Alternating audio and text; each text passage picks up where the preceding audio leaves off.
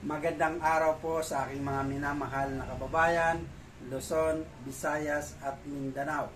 Sa ating mga kapatid na Muslim, Assalamu alaikum warahmatullahi wabarakatuh. Welcome to my vlog.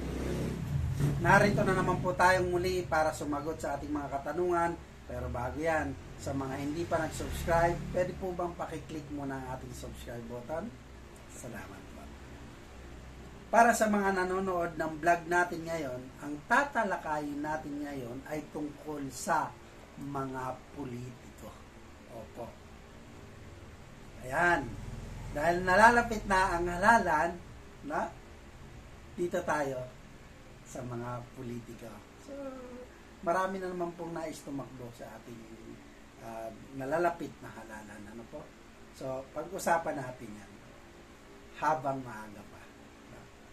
Sa mga tatakbo sa politika, no, kailangan nilang mag-file ng candidacy sa darating na October 1 hanggang October 8, 2024. Pero bago yan, sa mga hindi pa nagpaparehistro, no? Sa mga hindi pa nagpaparehistro ng mga botante, opo, tayo yun, no? Magparehistro na po kayo. Kasi hanggang September 30 na lang po yan. No, kaya magparehistro na kayo kasi no, huwag nyong sayangin ang isang boto nyo na maaaring makapagpabago sa bansang Pilipinas. Opo. Kailangan nyo mapaghandaan ang pagboto sa darating na May 12, 2025. No? Sa mga tatakbong politiko, no? Ito po ang sa ating nais ko lang po. No? Sa mga nais tumakbo na mga politiko, no? Ang nais ko lang po sana sa inyong iparating, dapat kung ano yung sasabihin nyo sa tao, dapat iyon po sana ang masunod. Huwag po sana tayong palamuti. Mabulaklak ang ating pagsasalita, no? Napakagaganda ng mga sinasabi. Pero pagkatapos niyan, napakahirap nyo ng lapitan. Opo, totoo yan. Pero kapag kampanya ka pa lang, papalitan kayo ng mukha. Sus, akala mo napakaganda at napakabilis niyang lapitan. Pero pag upo na yan, wala na po, napakahirap na pong lapitan. Dadaan ka sa kung sino-sinong sekretary, no? Dadaan ka sa sino-sino mang Poncio Pilato, mula pa lang sa kanyang pintuan hanggang sa kanya, sasabihin, instead na sabihin mo, ay may kailangan ko sabihin sa kanya mismo, ano sasabihin sa'yo? Ay kailangan po ng appointment, no? Kailangan magpa-schedule pa para ka makausap o maaaring, sa tagal ng panahon, halos hindi mo na talaga alam mo yung may mga problema ka, hindi mo na makita sila at hindi mo na sila malapit-lapitan. Yun po yung sa mga politiko na napakaraming pangako, gusto nila ganito, ang gagawin nila ganito. Alam nyo, wala doon pa nga lang dahil naniwala sa inyong tao, dahil sa palamuti at mabulaklak yung dila, okay, naniwala na ang tao sa inyo. Ang problema nito, nakaupo na kayo, ay hindi na kayo mahagilap. No? Wala na talagang pagtupad sa inyong mga sinasabi. Hindi nyo na tinutupad. Yun po talagang katotohanan. So, napakahirap po. No? Kaya sa mga tatakbong politiko, nais ko sanang ipabatid sa inyo na maging totoo sana kayo sa lahat ng sinasabi nyo. Na maging wala pa kasi ako nakikitang politiko na puro pangako, tapos pagdating ng hindi mo na talaga sila mahagilap. Yung wala talaga yung, bakit kaya gano'n, no? Na walang mga politiko na kahit malang magharap-harapan din na salamat, no? Salamat sa inyong pagtitiwala at ako'y binuto nyo at linagay nyo dito. Alam nyo, tandaan natin na sa darating na halalan, ang tunay na pagbabago ay di na magiging totoo kung ang ating pagboto ay hindi wasto. po. Tayong magboboto, no? Isa puso natin ang tunay na pagmamahal. Piliin nyo ang mga bagong muka. Alam nyo, mga kababayan ko, kilala natin no? Yung mga tumatakbo. Kilala na natin. Halos sila na lang. Paulit-ulit, walang nangyayari. Pinagbibigyan natin sila. Pinagbibigyan, pero ganun at ganun pa rin. Wala rin pa rin nangyayari. No? Kaya kung ako sa atin, payong mga kababayan, alam nyo, hindi po kasi ako'y naniniwala na hindi sakop, no? Kung gaano ka man nag-aral, ano man ang tinapos mo, no? Ano man ang narating mo, alam mo, hindi sakop yan para kung nais mo talagang maglingkod. Kaya siguro, mga kababayan ko, kung papansinin nyo ang mga yan, hindi naman talaga tunay na nakaranas yan ng dinaranas natin. Tanungin mo nga sila kung kumain sila sa isang araw, isang beses lang. At tanungin mo nga kung sila ay kumain na ang ulam may asin, ano? O toyo, o mantika na tinatawag, o walang ulam mismo. O maaring namulot tayo sa basura. Di ba ba? Ay, katulad ng pagpag. Nakakain ba ang mga yan? Talabuan talaga yan. Napakaano lang yan. So, pinagbibigyan natin sila. Pero hanggang ngayon, wala po nangyayari sa ating bansa. Ng kanilang mitiin. Sabi nga, pansarili lang ang kanilang iniisip. Hindi ko linalahat. Meron po dyan na may nangyayari talaga na yung pangako nila ay tinutupad nila. Kilala nyo ang mga yan at bilang talaga. So, yun ang ulitin natin iboto. Pero itong mga ano na to wala na talagang pag-asa. So hangga't maaari huwag na tayong magboto sa kanila o maging blanco ano ngayon. Pero sayang po, dapat pagbigyan natin ang mga bagong muka. Mga mahal kong mga kababayan, bakit hindi natin subukan yung mga bagong pangalan na mababasa natin dyan sa balota? Baka kung sakasakali po ay sila talaga yung may tunay na hangarin, no, na para sa ating mamamayang Pilipino. Yung gusto talaga nilang maglingkod. Marami po kasi dyan May nais mga tumakbo, walang makinarya. Yan mga yan, ito tingnan nyo, mapapansin nyo po. Yan mga yan, ngayon pa nga lang makikita mo ang dami ng mga tarpaulin, no? Saan ka man pumunta dako ng hindi pa eleksyon, pero kanya-kanya ng pakilala, no? Pero hindi pa naman sila tumatakbo sa politika, kasi bawal pa po. Pero iba yung nakalagay. Pero andun na yung mga mukha nila. Andyan na rin sa pag-aad sa TV, di ba? Makikita mo na yun, nagpaparamdam na sila. Hindi po kaya yan ng mga nais maglingkod na walang kakayahan sa mga katulad nila. Di po ba? Bakit hindi natin pagbigyan yung mga halos limited lang natin makita ang mukha? Kasi wala silang kakayahan, pero nais nila maglingkod. Di po ba? Ang problema rito, ang kalaban nila, sabi nga nila, napakatataas. Mayaman, meron, mga kilala na. Di ba? Mga mautak daw kuno. Magagaling, matatalino. Ang problema rito, yung talino nila, hindi naman nakikita Kaya sabi ko sa inyo, bilang yung mga tao na yung ninais nila o pinangako nila sa tao ay ginawa nila, bibilang lang dyan. Naniwala kayo. Ngayon, yung mga tao, tapos may mga anak-anak na yan natatakbo, wala pa rin po mangyayari. Ang sa akin lang, mas maganda siguro bagong muka. Kisa naman, alam na natin na kung iboboto natin itong mga dati, ganun pa rin ang mangyayari. Opo, ganun pa rin, 100% po yan. So, bakit hindi natin tingnan? Ang iba kasi nais talaga maglingkod, no? Subalit, wala silang kakayahan, makinarya, pera, Wala po sila paggawa ng napakaraming tarpaulin na yan, halos dikit-dikit na yan, Yung may mga, pangalan na, nakikita nyo ba sa oras ng kalamidad? Yung mga yan na puro nangako ng panahon. Nandiyan ba sila? Hindi nyo sila makita. Andiyan ba sila? Yung wala na kayong makain. Wala kang makikita sa kanila na ito, 'di ba, bago pa man dumating ang pero yung iba, makikita mo yung may malasakit.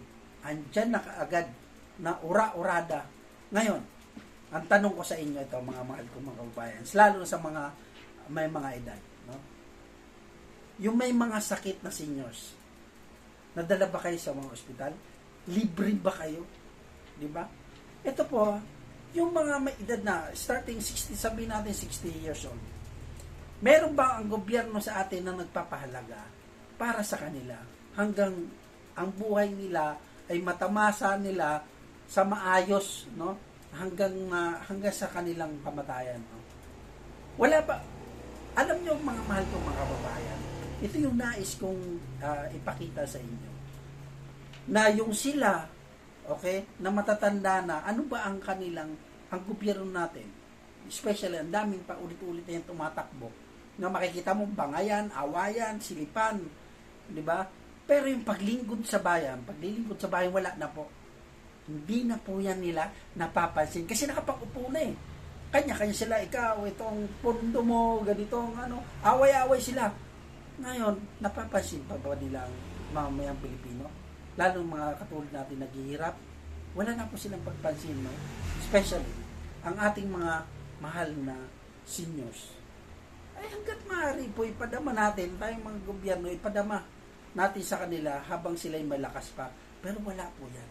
O ito pa, sa mga estudyante, may nagawa ba silang matataas? May nagawa ba sila? Para magkaroon ng baon araw-araw? Wala po. Ito pa, kaya sinasabi nga dyan ng ibang di ba? Humihingi pa ang mga guro, no? Para sa mga kailangan nila ng mga katulad ng electric pan, kung ano-ano pa. Pero bawal po yan, di ba? Sa gobyerno may pondo po yan eh. Di ba? Pero hindi nila nagagawa yan. Sa K-12 na pagpapatupad, nakatulong ba sa mga magulang para sa additional na 2 taon na 2 years na tuition? Nakatulong ba ang gobyerno? Di ba lalong magpapahirap? Di po ba? Tingnan nyo lamang po yan. Ano ang mga politiko natin ngayon?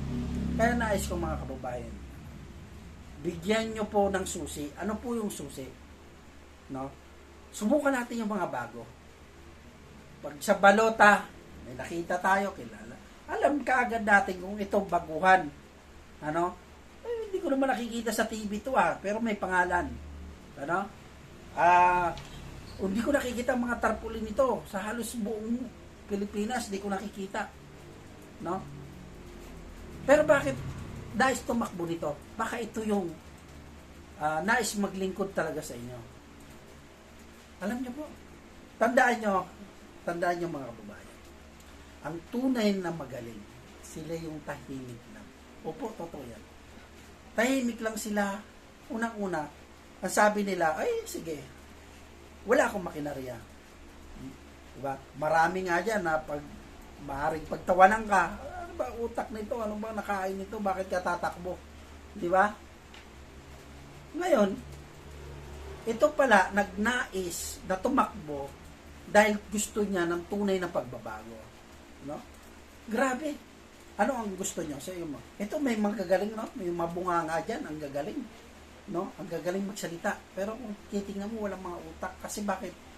Ang gagaling lang nila. Pero sa pagsasalita, pero may nagawa ba sila para sa bayan? May nasa ibatas ba sila? No? Alam niyo kasi yung taong magagaling at mautak, tahimik lang talaga yan. Sabihin na walang kakayahan yan, anong gagawin mo rito? Diba? Sa politika, magulo, ganito. Pero hindi nyo alam na napakalawak pala ng kaisipan niya. No? Napakalawak pala ng kaisipan niya.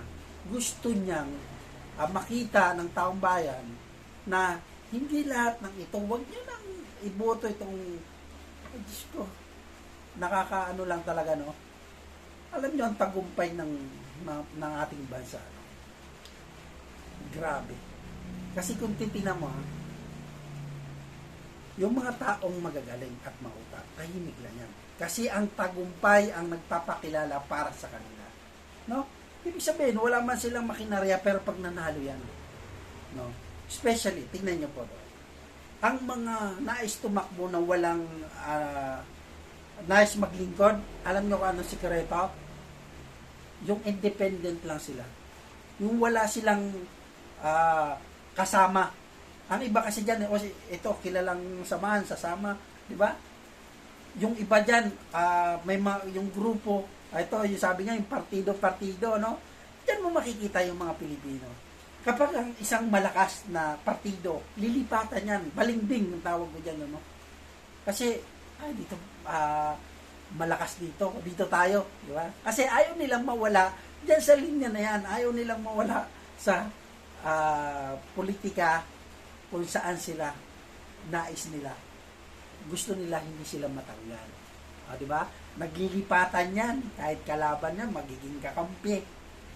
Ang nais, alam niyo, ang nais tumakbo, ang may prinsipyo sa buhay, matalo manalo, yung isa siyang independent, no? Wala siyang grupo, no? Hindi siya umasa, no? Wala, iyan ang palatandaan, mga mahal kong mga kababayan. Hindi siya umasa sa grupo. Kung sino man ang kilala o hindi. Alam niyo, matatalino na kasi tayong mga Pilipino. Marunong na tayo. Pero sana makita niyo, no? Makita niyo sana na ang taong nais tumakbo at maglingkod sa inyo, ito yung mga sinabi ko sa inyo, na wala halos makita. Kasi wala siya makinarya, walang pera. Hindi siya kilala, katulad ng mga kalaban niya. Magiging kalaban niya, no? Hindi kilala, ang daming tarpuli, ngayon pangalan, grabe na magkakaramihan na. Ano? Pero siya, namumroblema kung paano, saan nakukuha ng katulad nila. Pero tandaan niyo, sabi ko nga sa inyo, makikita yan sa balota. Pag nakita na natin sa balota na ito ang pangalan, kakaiba, para sa laging tumatakbo, abay pagbigyan natin, mga mahal kong mga kababayan. Alam nyo kasi, tulad ng sinabi ko kanina, ang paglingkod sa bayan, paglilingkod sa bayan, dapat yung nasa puso natin talaga. Kailangan, hindi siya kayang duru-duruin ng sino man. Ano? Ay, yan kasi, kampi-kampi yan eh. Alam nyo, kaya kasi nasabing magulo ang ating politika. Kampi-kampi yan kasi yan. Kung nasa yung malakas, di ba? Susok-sok sila. No? Kahit nung mga nakaraang napakaganda na ng takbo, kahit pangit, basta nakasuksok sila, okay na. Ano, hindi natin alam kung anong tinatago. Pero ganun pa man, mga mahal kong mga kababayan. Sikapin natin na mabago, makilala ang ating bayan. Alam kong darating ang panahon. Darating at may isang mamumuno. Maniwala kayo, lilimasin talaga nila yan. Lilimasin niya yan. Lilinisin niya lahat yan. At hindi yan patitinag, mga mahal kong mga kabayan. Naniniwala ako na sa gabay ng Panginoon, sabi nga, yung taong yan, darating yan, napakaliit yan, pero pag darating ang panahon, magiging kilala at lalaki yan. Pero dahil sa inyo, sa atin na nagboboto at namili sa kanya.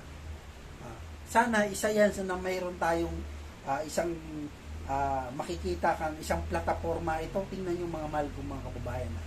Marami kasi silang mga plataforma, yung mga matataas yan, yung mga gagaling ng plataforma kung ano-ano sinasabi. Napakabubulaklak ng kanilang mga bunganga. Alam nyo, tingnan nyo ba? Pukusan nyo, no? Ang tunay na nangangailangan. Tingnan nyo mga mahal kong mga kababayan. Ang mga taong yan, sabi ko nga sa inyo, hindi yan nakaranas ng mga dinanas natin. Diba? Huwag kayong magpapaniwala dyan. Mayayaman talaga yan. At, po. Tingnan nyo. Yung mga estudyante, ito yung kung merong magsalita, no, about sa nangyayari sa bayan at gusto niyang mabago, yung pagtingnan niyo yung pagmamahal niya sa bayan. Ano yun? Tulad ng sa mamamayang Pilipino. Tulad sa mga senior natin. Diba? Tingnan niyo maigi, mga mahal ko babayan. Kung sino man ang may pusong nagmamahal at nais niya, may plano siya para sa mga senior. Iyan po yung tunay na may malasakit. Kasi iniisip na nila, malapit na ang ano yan eh. Kumbaga, sa katapusan ng mundo, para pumanaw, malapit na. Ngayon, sino nagpapahalaga? No? Tingnan natin ang ating mga anak. Estudyante. Tama ba? No? Tama ba na para ganun-ganun na lang? Alam nyo na pag-iiwanan na tayo. No? Kailangan may isang tao na magkaroon ng matalinong pag-iisip, no? Para talaga sa pag-aaral, kung ano ba ang tunay na pag-aaral, kung ano ba ang tunay na curriculum ang dapat gawin at dapat ipatupad sa mga estudyante. Diba? Ibigay dapat yung mga sa tatakbo dyan at nakaupo, ibigay nyo dapat ang ayon sa kailangan nila. So, sino ang nagmamahal sa ating mga OFW? O yung mga nag-iibang bansa? Diba? Tayong mga Pilipino, laging natin ay pangingibang bansa. Kasi wala dito sa Pilipinas. Masakit man tanggapin pero wala. Pero ganun pa man mga mahal ko mga kababayan. Tulad ng sinabi ko kanina, darating talaga ang panahon na may isang taong maninindigan at tatayo, no? Para isaayos ang ating bansang Pilipinas. Meron talaga yan. So, alam nyo mga kababayan, magtanong po kayo, mag-comment po kayo dyan. So, para sa may mga nais mag-comment po, mag-comment na po kayo dito. Pag-usapan natin dito.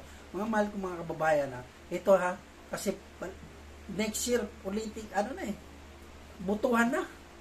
Di ba? Maging matalino po tayo. No? So, pag-usapan natin to sa mga nais magtanong, mag-comment lang po kayo dito at sasagutin nyo yan sa abot ng aking mga kababayan. So, hanggang dito na lang po muna tayo. So hanggang sa muli, Robert Caballero agad. Tandaan, pag may tanong, sagot agad. Marami pong salamat. Maging wise po tayo sa pagboboto. Mananalo po tayo lahat. Ingat po lang.